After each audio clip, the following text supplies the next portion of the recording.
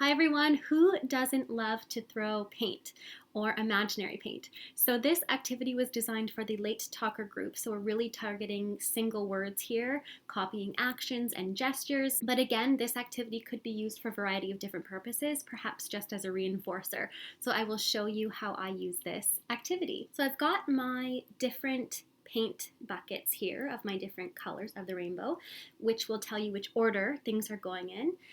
And I've also got a magic pocket here. So we're starting with red for Rojbib. So we're going to go in and we can do things like ew and take it out and throw.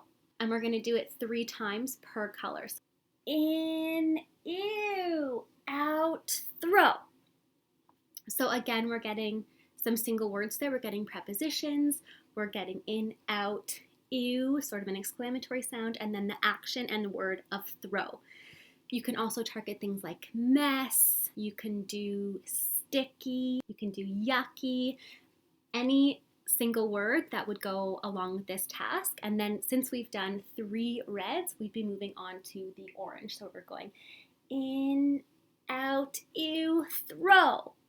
You would do that 3 times, and then you go through all of your colors of the rainbow 3 times each until you've got your Jackson Pollock masterpiece. And once you have your masterpiece, you get to take all of the paint off. And we're starting again in the same order. So you can do things like wash, wash, wash, wash, wash. You could even do scratch, scratch, scratch, scratch, scratch until it comes off, and then you would just keep going until all of the color is off. So I hope that this is a fun and engaging activity for the late talker group or for whatever goal you are working on.